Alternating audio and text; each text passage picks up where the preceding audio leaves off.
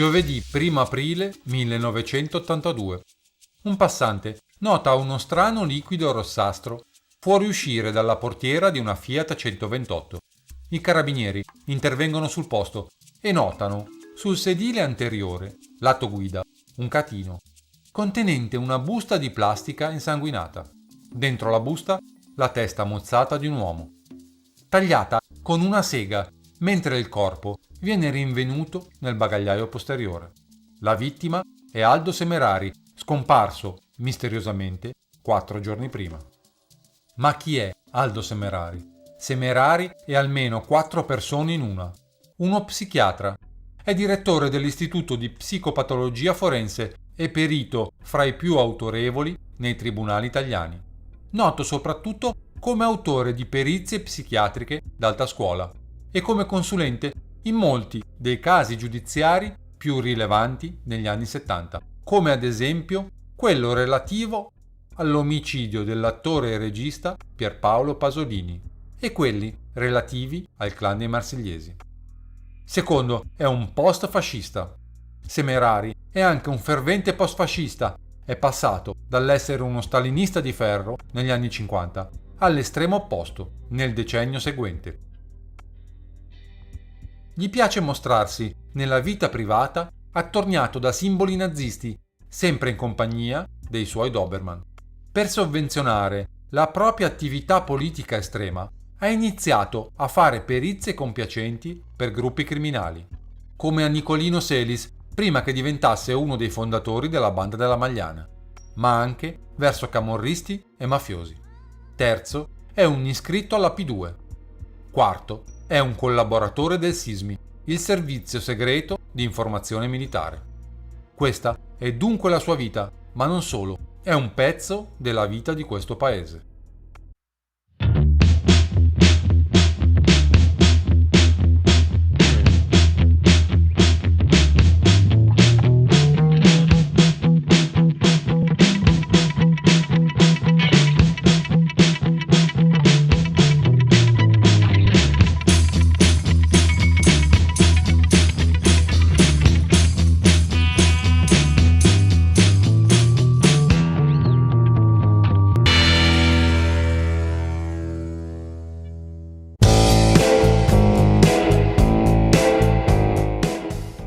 Nato a Martina Franca nel 1923, di estrazione piccolo borghese, aderisce durante la fine della Seconda Guerra Mondiale alla Repubblica di Salò, salvo diventare poi fervente stalinista nei primi anni 50.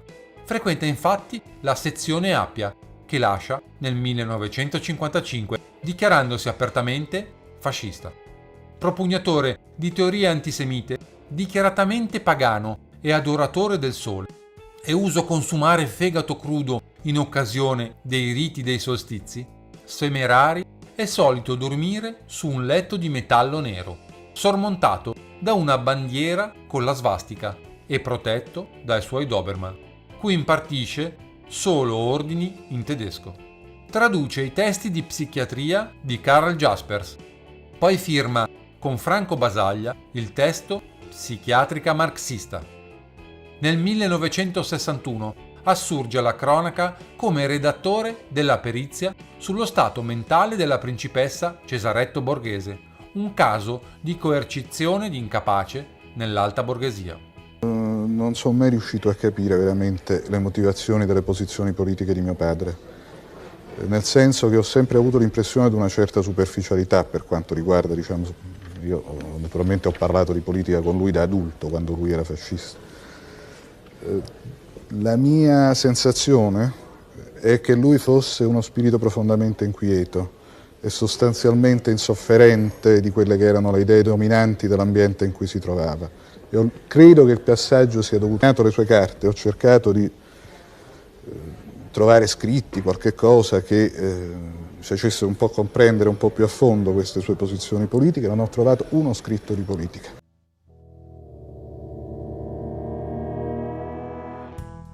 L'anno seguente, il 1962, Semerari viene incaricato dalla parte civile, in un processo contro Pasolini per tentata rapina, di redigere la perizia mentale dello scrittore e regista. per capire, si legge, se l'anomalia sessuale da cui Pasolini è affetto rivesta o meno i caratteri di infermità e se si tratti di persona socialmente pericolosa. In un pomeriggio di novembre, uno sconosciuto era entrato nel negozio del benzinaio Bernardino De Santis e, approfittando di un momento nel quale non c'era nessuno, dopo aver chiuso la porta d'ingresso e gli scuri, infilati i guanti e pistola in pugno, aveva tentato di prendere il denaro custodito nel cassetto del bancone di vendita.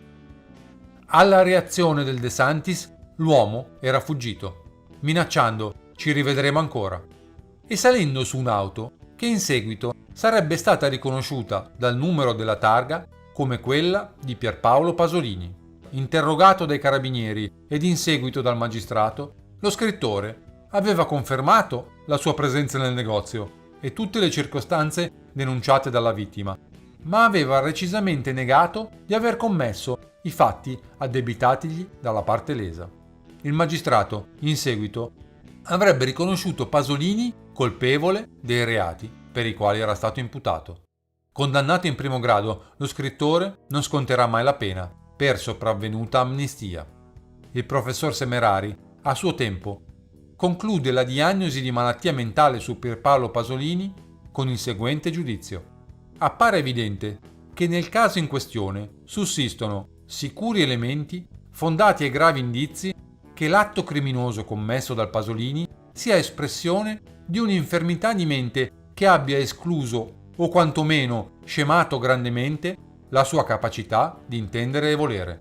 Ne scaturisce la necessità di sottoporre il soggetto ad accertamenti tecnici, al fine di stabilire a. se l'anomalia sessuale da cui Pasolini è affetto rivesta o meno i caratteri dell'infermità prevista dall'articolo 88 e da quello 89 del Codice Penale. B.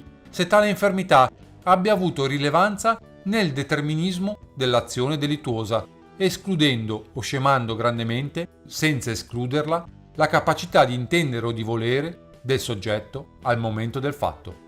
C. se si tratti di persona socialmente pericolosa. In sostanza, la perizia psichiatrica dice chiaramente che Pierpaolo Pasolini deve essere considerato un malato mentale.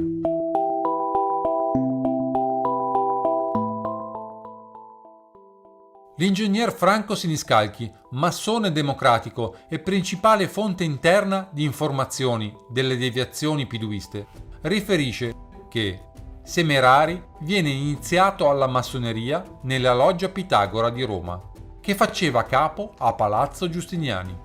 Nel corso degli anni 60, il suo fascicolo personale venne avvocato alla Corte Centrale del Grande Oriente, a seguito di una procedura di carattere disciplinare. Da allora si sono perse le tracce di quel fascicolo. Intorno al 1969 venimmo a sapere che il professor Semerari era stato messo in contatto con Licio Gelli tramite il Gran Maestro Gamberini.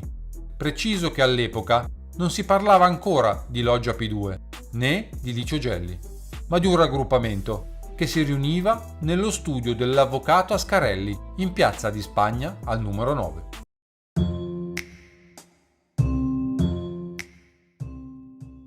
«25 giugno 1969.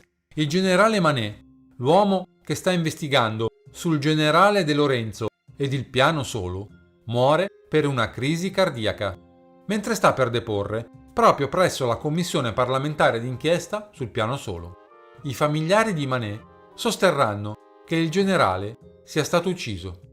Aldo Semerari cercherà di ottenere i documenti di Manet conservati dalla famiglia.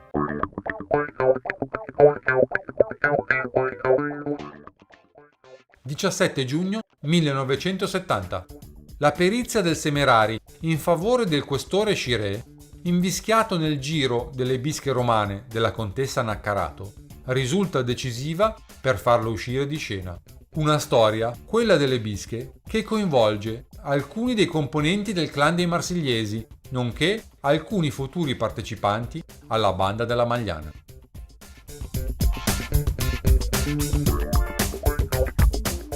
18 luglio 1970.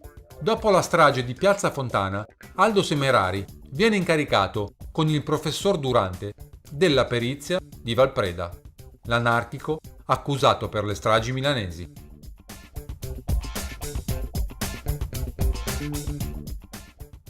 «10 novembre 1971. Giuseppe Cucinella, l'ultimo bandito della banda Giuliano con pendenze aperte con la giustizia per la strage di Portella della Ginestra, viene riconosciuto infermo di mente con una perizia del Semerari. L'uomo, che dal 1955 è rinchiuso nel manicomio criminale di Barcellona Pozzo di Gotto, dovrà trascorrere lì altri 10 anni, anziché la prevista condanna all'ergastolo. Sembra l'inizio di un'inclinazione del professore a favorire illustri criminali.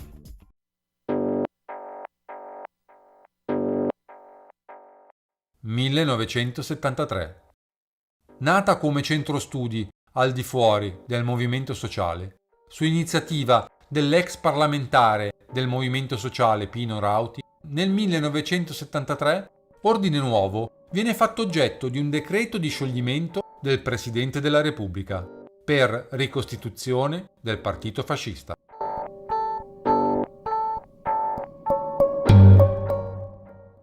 Primo novembre 1975. Nella notte viene ucciso brutalmente sulla spiaggia di Ostia Pierpaolo Pasolini. L'omicidio viene attribuito a un ragazzo di vita, Pino Pelosi. Lo scrittore e regista Pierpaolo Pasolini è stato assassinato la scorsa notte alla periferia di Roma. Il giovane di 17 anni, Giuseppe Pelosi, arrestato nella stessa nottata perché trovato alla guida dell'auto di Pasolini, ha confessato di aver ucciso lo scrittore. In questo punto, esattamente in questo punto dove ci sono delle macchie di sangue nascoste da un po' di terra, è stato scoperto il corpo di Pierpaolo Pasolini questa mattina alla periferia di Ostia. La signora Maria Lollobrigida è stata la prima a scoprire il corpo. Il corpo, sì. A che ora? Alle 6:30, mentre scendevo dalla macchina ho detto: ma tu guarda, rifugiatelo sempre di più di in mezzo alla strada. Sono arrivata a quella punto lì del barattolo, ho detto, dico, non è una mondizia, è un cadavere.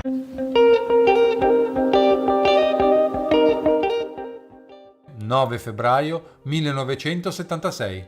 Una perizia psichiatrica d'ufficio giudica non punibile Pino Pelosi perché è immaturo e quindi incapace di intendere e volere. Nel collegio di difesa di Pelosi, come tecnico, entra anche Semerari, il cui compenso, solitamente esorbitante, poco si confà alle tasche vuote del ragazzo di strada Pino Pelosi. Forse aiuta il fatto che l'avvocato di Pelosi, Rocco Mangia, sia stato indicato alla famiglia Pelosi dal giornalista del tempo Franco Salomone, iscritto alla P2 e ben conosciuto da Gelli e Semerari. Sarà lo stesso Mangia, molti anni dopo, a confermare che anche il suo onorario di 50 milioni era stato a carico di altri, precisamente della corrente andreottiana della DC. Dirà poi, moltissimi anni dopo Pelosi, che Mangia mi suggerì di accollarmi l'omicidio e di mantenere questa linea, sostenendo a spada tratta che sul luogo del delitto ci fossi solamente io. Quindi furono i suoi genitori a decidere di prendersi questo avvocato? Sì, non so se lui era andato da loro o loro da lui, non lo so questo. Io sapevo che più tardi, a qualche anno fa, si candidò per la Democrazia Cristiana, mi ricordo una penna con scritto il nome suo, DC. Ecco, lei sa che anche Semerari? Semerari. Sì, Semerari era il mio perito. Esatto. Semerari, Ferragutti e Busnelli. Anche lui era iscritto alla loggia P2? Non lo so questo. Ma si vede che loro stavano insieme. Era iscritto alla P2, sì. Io ero all'oscuro, calcoli, avevo 17 anni. Che idea si è fatto di queste persone? Rocco Mangia sapeva tutto, che io avevo parlato con il mio avvocato di fiducia, però per cose professionali un po' rivela. È morto anche lui. Semerari no, ma ha fatto la perizia, poi chi ha più visto.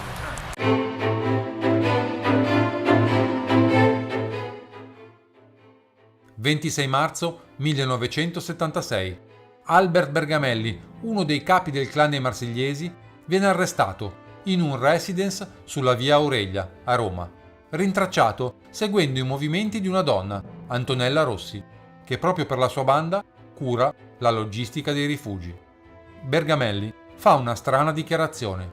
Se mi hanno preso, vuol dire che qualcuno mi ha scaricato, ma la pagherà cara, perché sono protetto da una grande famiglia. 2 giorni dopo viene arrestato anche il suo avvocato. Gian Antonio Minghelli, molto vicino a Licio Gelli. Reo, secondo l'accusa, di aver riciclato somme di denaro provenienti dalle casse del clan.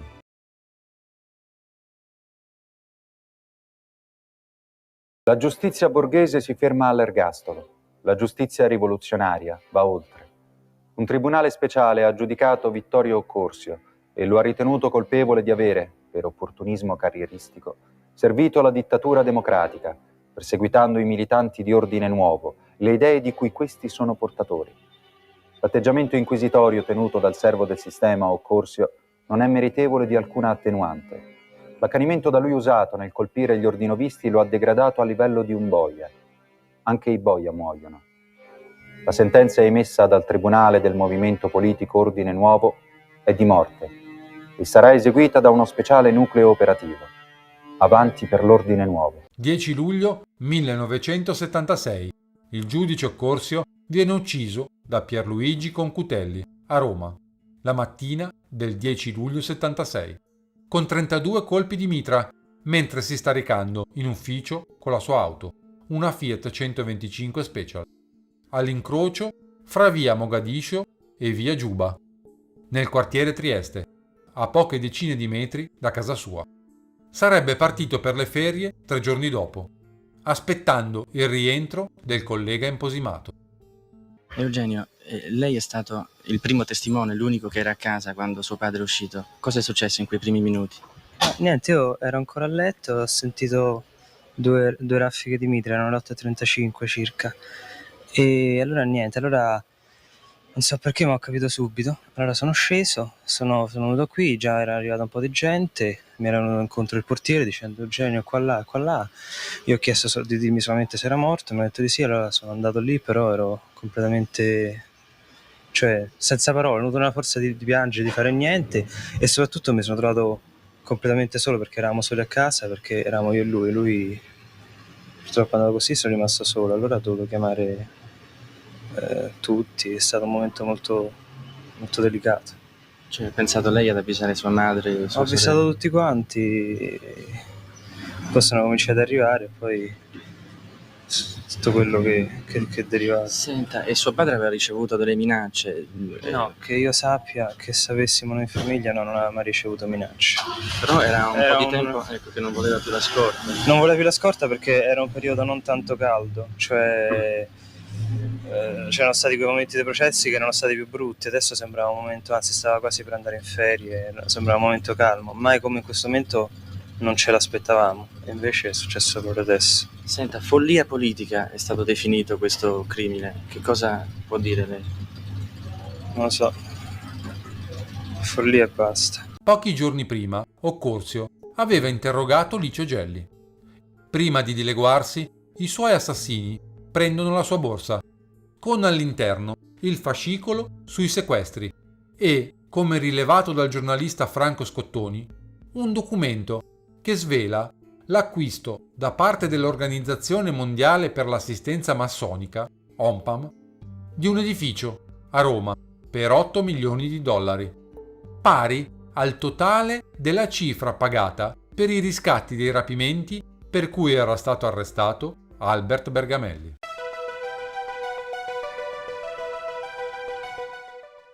E il 13 febbraio di quell'anno, l'ex comandante dell'ala militare di Ordine Nuovo, Concutelli, viene arrestato in un appartamento al centro di Roma, in via dei Foraggi.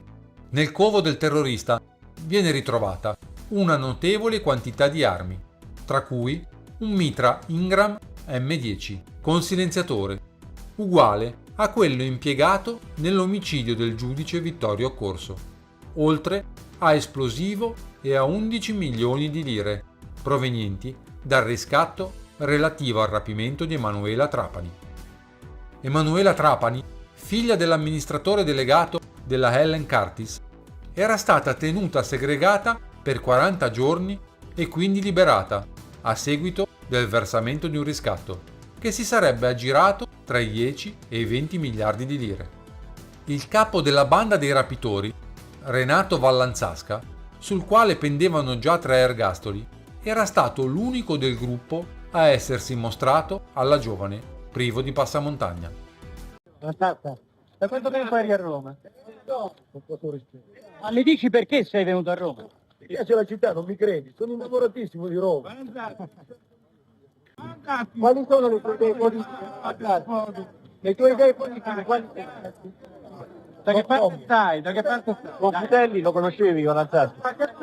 Non mi risulti. Chiamato a deporre al processo contro Ordine Nuovo, Vallanzasca ribadirà la stessa versione fornita da Concutelli, ovvero che pur non conoscendo l'ordinovista, lo conoscerà soltanto in seguito in carcere, né avendo mai fatto parte o sostenuto economicamente Ordine Nuovo, quei soldi erano finiti a Concutelli, in quanto quest'ultimo aveva ricevuto l'incarico di trovare una serie di appartamenti a Roma per la banda del criminale lombardo.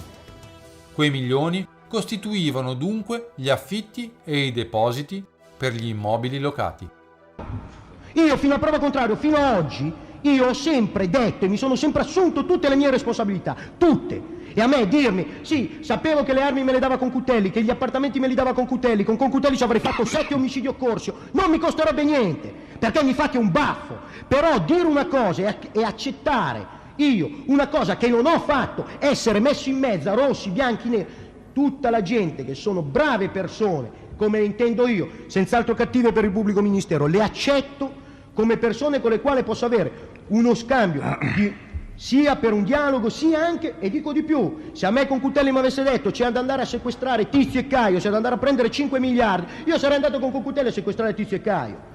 Se lo voleva rivendicare lui politicamente l'avrebbe potuto fare tranquillamente, a me non me ne fotteva niente. Non poteva avere la pretesa però, che qua si parla di azioni commiste e non so che cosa, perché forse bisognerebbe chiedere a lui, a me mi è rimasta impressa la parola, dico, io con rossi e neri, io sono evaso da San Vittore con prima linea, a me non interessa se uno è rosso o uno è nero. In realtà però qualcosa in comune Concutelli e Vallanzasca ce l'hanno.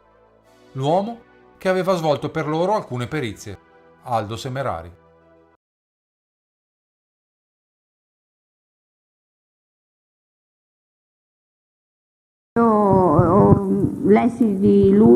Lessi di questo delitto che accomunava Gelli a delitto occorsio appunto sull'Espresso e mi ricordai di aver conosciuto Gelli da Palermo, dove mi trovavo col colonnella Lecci che ci avevano trasferito laggiù. Telefonai a Gelli ma dissi io lo conosco questa persona, vediamo un po', sentiamo un po' cosa può fare per noi. Ne parlavano di una persona già potente nel 76. Allora lui mi dette appuntamento in Toscana, disse quando vieni in Toscana? Io venivo a Chianciano e il 26 settembre del 76 lo incontrai all'Ocerzio.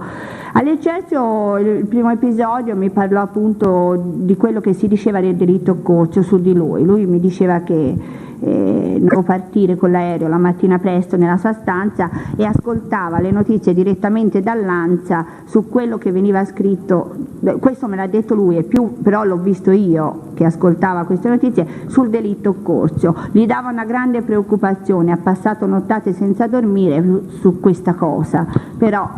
Ecco, questa cosa delle notizie dell'Ansa, Gelli aveva una telescrivente oppure c'era qualcuno che gli dava delle notizie? No, c'era un personaggio all'Ansa che gli dava delle notizie, però io il nome non l'ho mai saputo. Lui me l'ha detto sempre che aveva una persona che lo informava direttamente, però il nome non lo so.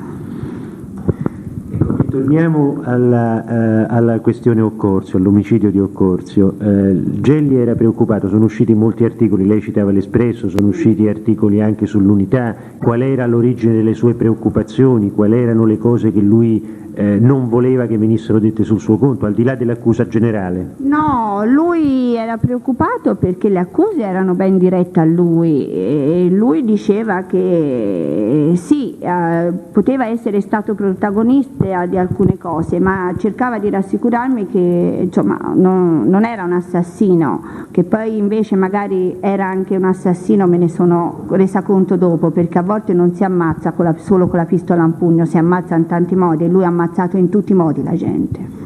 Senta, Occorsio è stato ucciso, questo è un fatto notorio, da un estremista di destra, Pierluigi Concutelli. Lei ha notizie di rapporti di Gelli con altri? Dalle Chiaie, perché l'ho sentito parlare al telefono con lui. Fra l'altro io conoscevo Dalle Chiaie Nel periodo 77-78, quel periodo lì. Ma dalle Ghiai riceveva ordine da Gelli. Ecco, ci può raccontare qualcosa dei rapporti Gelli-Delle Ghiai? Dalle Ghiai che diceva questo non poteva farlo, quest'altro, ma poi si sentivano, e quando c'ero io presente, cioè non parlava molto lui, ecco. Lo chiamava sempre su quel telefono privato, su quel numero lì, no attraverso il centralino dell'Ecercito. Ecco, cioè Gelli aveva due telefoni, uno attraverso il centralino e uno il telefono privato. Tutte le persone importanti lo chiamavano sul telefono privato, io non ho mai avuto quel numero.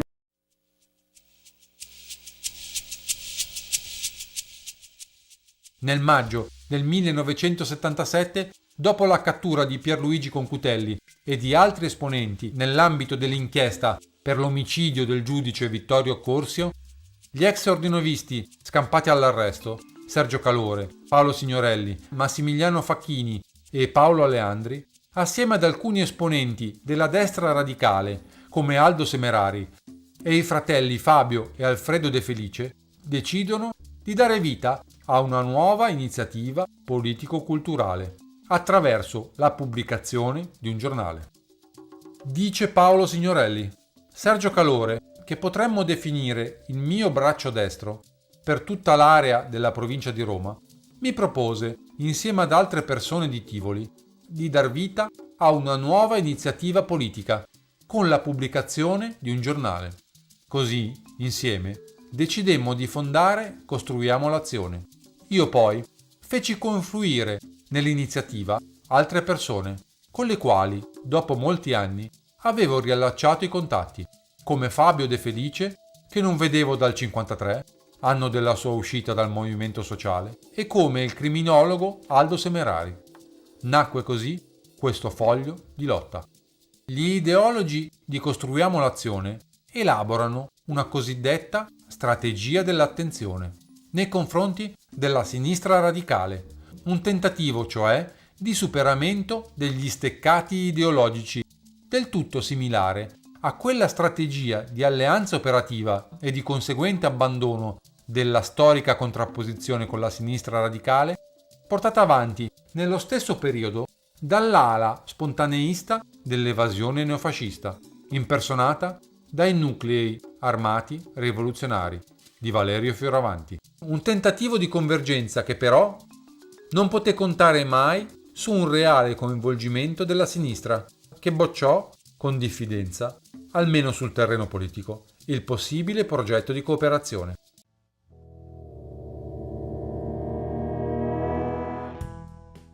Sempre nel 1977 Semerari entra in contatto con un detenuto di Rebibbia che riesce, tramite perizia, a far spostare alla casa di cura criminale di Montelupo Fiorentino.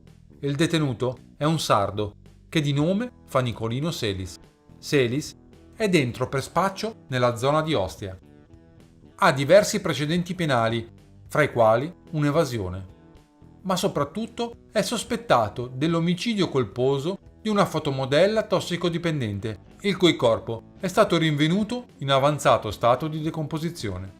Lo spostamento quindi per Selis è un successo e il sardo introduce Semerari ad altri detenuti che necessitano dei suoi servizi. Tra di essi quel Raffaele Cutolo che sta formando la NCO, a cui Selis ha aderito. Poi c'è un rapinatore romano, sovrappeso, uno che è pure di estrema destra. Si chiama Alessandro D'Ortenzi, detto Zanzarone. Finito dentro per una rapina compiuta insieme a tale Enrico De Pedis, detto Renatino. Semerari diventa, come probabilmente già successo nel caso Concutelli Valanzasca, il trade union fra carcerati che sono in luoghi diversi e distanti. Addirittura a Cutolo presenta chi non è carcerato, come Franco Giuseppucci, Erfornaretto, leader emergente della criminalità organizzata romana. A Semerari lo ha presentato Selis, con cui Giuseppucci sta creando quel gruppo che verrà poi definito Banda della Magliana. Ma se non lo avesse fatto Selis, qualcun altro ci sarebbe stato. Non mancano avvocati, non mancano massoni, non mancano pupari interessati a contattare quelli della Magliana.